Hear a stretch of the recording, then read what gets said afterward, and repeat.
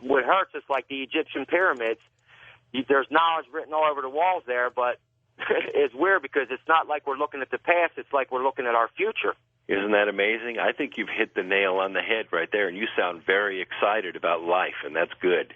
Oh, I am, and I just hope that it's hard to articulate this, especially to people that I try to talk to around here. Are like, yeah, right, get another beer and stuff like that. You know what I mean? That's quite all right.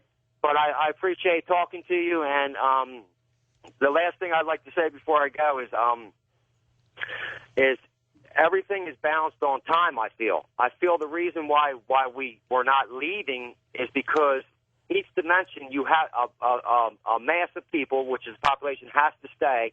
The massive energy's got to be in each dimension in order for the universe to be balanced. That's why we have the built-in mechanism of survival.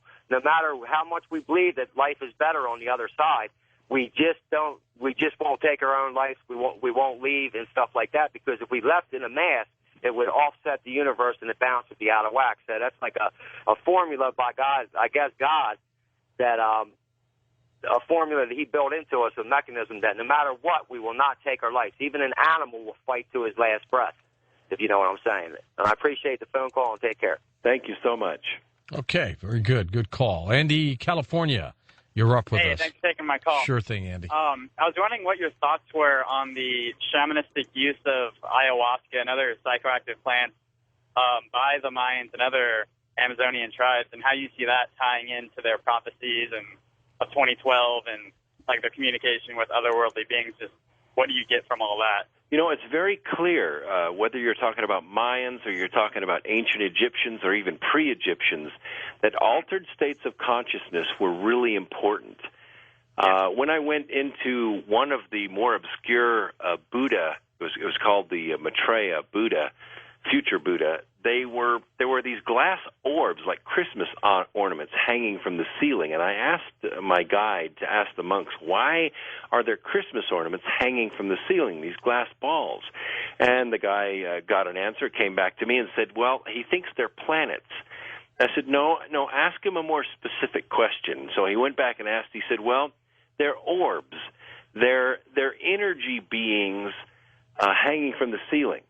And I said, well, why are they hanging from fishing line in the ceiling? He said, well, because the dimensionally blind come in here and they want to know that the higher beings, these energy beings, these orbs, are there. And they can't see them because they're not in these altered states of consciousness like the monks are. So we hang them there so people can see them. And that gave me a clue. You're exactly right. They do seek these altered states of consciousness to get these revelations. Yeah.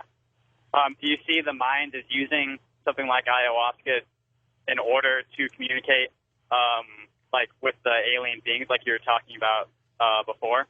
I don't know about that. I do know that I went to the Museum of Anthropology in Mexico City, and one of the displays they had there showed a group of villagers, and they're, say, 4 inches tall, these carved figurines.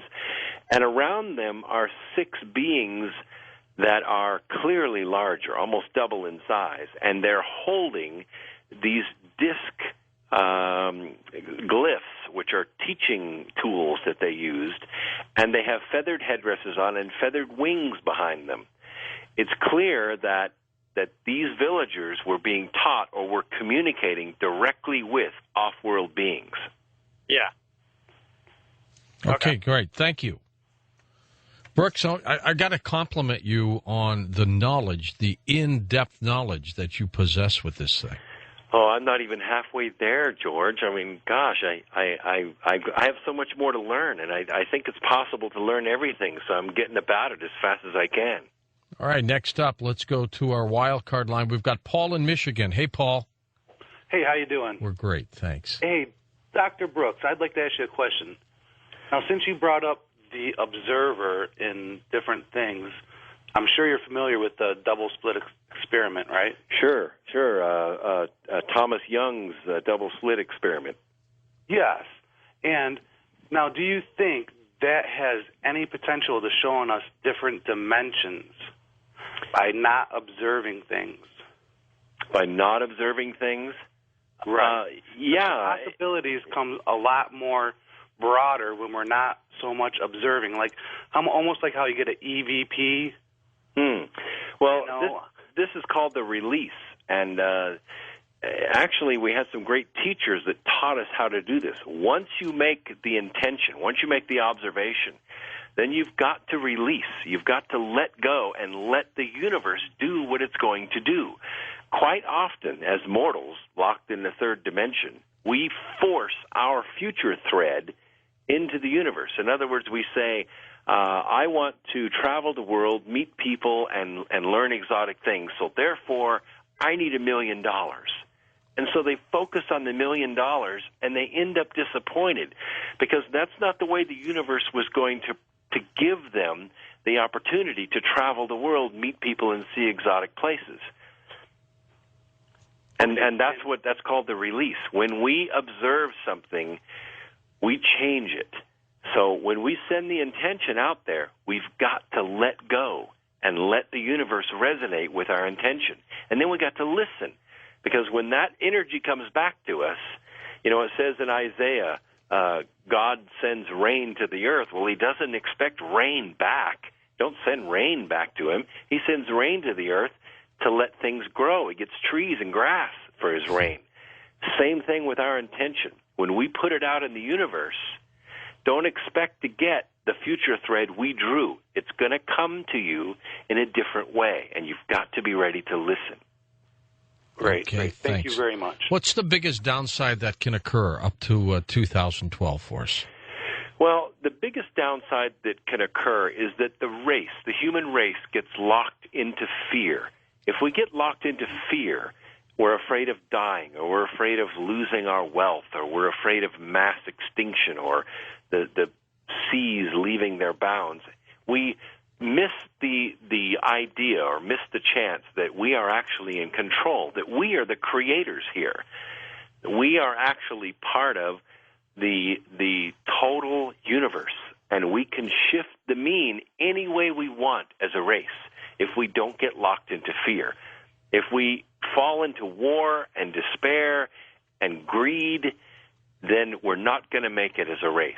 We are right at the precipice, George, and it's really important that we make the right steps in the next 4 years. And who decides that? Us or We those do. people who try to control us? Well, you know, I don't know that there are people that can control us. People say the government, and I just don't believe there is a government. If you've been to Washington as many times as I have, you know it's a loose coalition of bureaucracies. It's not really a government. There is no one really in control. We're in control. We decide what the weather is going to be like. We decide. We make our own place. Well, you may be right about that, my friend.